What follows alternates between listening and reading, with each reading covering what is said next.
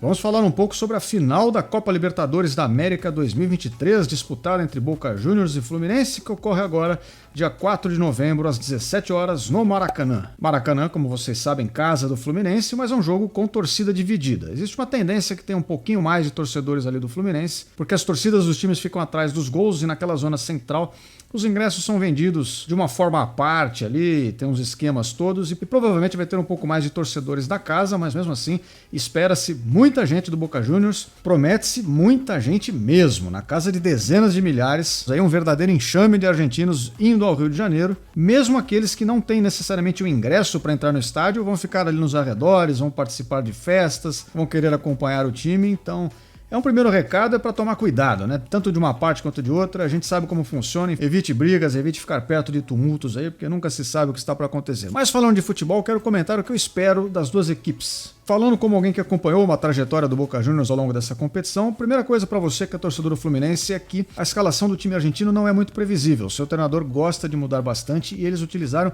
várias formações diferentes ao longo ali, tanto do Campeonato Argentino quanto da Libertadores. Tem esquema com 2 atacantes, esquema com um atacante só, às vezes com meio campo mais preenchido, às vezes formando uma linha mais recuada lá atrás, enfim. Então eu não vou nem ousar aqui prever qual será exatamente a formação tática. Agora, em termos de jogadores, a gente pode dar os destaques aqui da equipe do Boca Juniors e vocês vão ver que não são muitos. Se a gente fizesse aquelas comparações que os programas esportivos fazem, posição por posição, o Fluminense leva vantagem na maior parte delas, muito provavelmente. Então assim, tem o atacante Cavani, conhecido por todos, um jogador realmente de um outro nível, apesar da idade, e ele é um cara muito técnico e embora seja um centroavante, ele é um cara que sai muito da área, vem buscar jogo e trabalha muito construindo jogadas, abrindo espaços para ultrapassagens, para infiltrações em diagonal. Então assim, é um jogador que merece atenção com toda certeza. Ali aberto pela esquerda tem o Valentim Barco, um menino ainda jovem, mas um jogador que tem um pouco mais de qualidade técnica. A gente vê que ele tem um trato melhor com a bola. No gol tem o Romero, que é um goleiro que, assim, na disputa de pênaltis, ele realmente tem um retrospecto muito favorável. Mas fora da disputa de pênaltis, é um goleiro extremamente comum, eu diria. Se a gente pegar aqui na Série A do Campeonato Brasileiro, das 20 equipes, provavelmente aí 13, 14 delas tem um goleiro melhor do que o Romero, né? É realmente um destaque na disputa de pênaltis. E, portanto, se o Fluminense não quiser ter preocupações com isso, não é para deixar a partida chegar até lá, né? De resto, o Boca Juniors tem jogadores ali normais, que não são grandes destaques.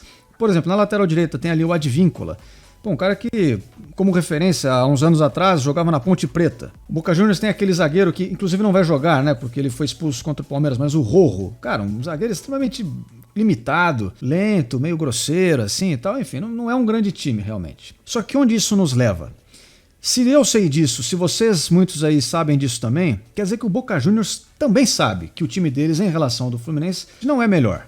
Portanto, será do interesse deles, acredito eu, fazer a partida o mais parecido possível com o que eles fizeram contra o Palmeiras, isto é, evitar ao máximo que haja uma partida de fato. Então vão abusar da cera, vão gastar tempo, provavelmente vai ser um time um pouco mais retraído, tentando explorar os erros do Fluminense, que por sua vez é um time que gosta de sair jogando e dá margem, portanto, para que os adversários se aproveitem disso. E nesse contexto, acho que o Boca Juniors vai mais ser um especulador do jogo, vai mais enervar o Fluminense, tentar desestabilizar a equipe brasileira e buscar ali, claro, num lance ou outro, de repente um contra-ataque, poder sair na cara do gol ali, construir um lance mais agudo que leve o time a fazer um gol e para segurar o resultado, quem sabe levar até a partida para os pênaltis. E aí entra a parte do Fluminense nessa história. Cabe à equipe brasileira ter essa paciência, ter essa tranquilidade para administrar o jogo dentro desse contexto, sabendo que vai ser bem disputado, um jogo travado, provavelmente não vai ter tantas chances assim, a não ser que o Fluminense realmente se destaque muito, né, do ponto de vista técnico e já saia logo abrindo, fazendo um gol, alguma coisa assim, mas tende a ser um jogo bem travada. Então a equipe vai precisar ser paciente dentro do seu estilo de fazer lá seus toques de bola, jogo de aproximação, jogadores trocando de posição. Vai ter que tentar construir os seus lances sem perder a sua compostura defensiva, porque esse tem sido um problema do Fluminense recente, né? Tem tomado muitos gols. E numa final isso se torna muito preocupante. Por quê? Quando você toma lá do Goiás o 2-0, você consegue uma remontada, um jogo que tem bem menos pressão, um jogo ali de Campeonato Brasileiro e tal.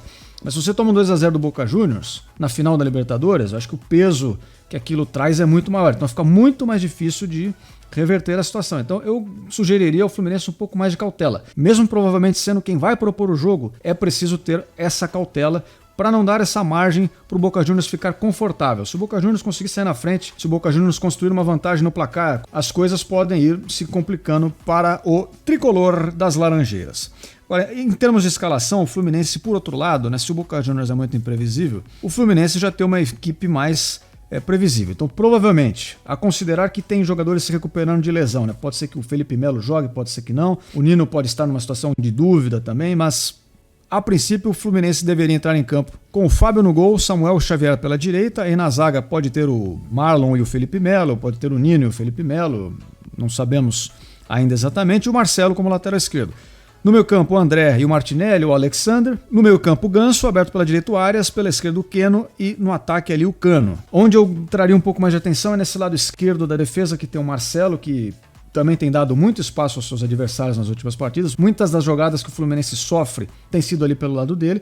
E a cobertura dele é feita exatamente pelo Felipe Melo, que também já não é um jogador com tanto arranque, tanta explosão, e que acaba às vezes sofrendo um pouco também para fazer essa compensação ali pelo setor. E o Boca Juniors pode e deve tentar explorar isso ali pelo setor direito. Dito tudo isso, é claro que ao longo da partida, pequenos detalhes, uma expulsão aqui, um gol anulado ali, ou um gol realmente validado por um lado ou para o outro, muda o panorama, muda a postura das equipes, mas eu espero que, a princípio, no 0-0, o Fluminense vai propor o jogo, o Boca Juniors vai se defender mais, o Fluminense vai tentar sair jogando com o seu estilo tradicional toque de bola e o Boca Juniors tentando explorar isso. O Fluminense vai ter que tomar muito cuidado para não perder a bola e não dar a chance do Boca Juniors ter o que ele quer, que é a oportunidade de tentar travar o jogo de vez para que não tenha mais partida a partir de um determinado momento. Tradicionalmente em jogos de Libertadores, a gente ultimamente até mudou um pouco isso, tem melhorado um pouco, mas as equipes sul-americanas costumam ser bastante provocativas, bastante violentas até muitas vezes, e os brasileiros precisam adaptar, se preparar mentalmente para saber que o cenário é esse mesmo e que muitas vezes a arbitragem vai ver coisas horrorosas acontecendo dentro de campo e não vai fazer nada. Infelizmente, historicamente é assim, né? Então não seria uma surpresa se acontecesse de novo. O árbitro da partida, inclusive, é o Vilmar Roldan, que provavelmente muitos de vocês já conhecem, também já viram aí em jogos sul-americanos. Bom, pessoal, então agora é aguardar no sábado e a decisão. Nós vamos fazer a nossa cobertura tradicional aqui também. Vamos acompanhar a partida, dar aqui as nossas impressões, comentar tudo que possa ter acontecido. E é claro, você já sabe, para receber vídeos é só você se inscrever aqui no canal. E se você avaliar o vídeo, deixar o seu like, você me ajuda bastante. Se você quiser, você pode ativar as notificações também para não perder nenhum conteúdo. A final está chegando, eu espero todos vocês aqui em breve. E até a próxima. Fui!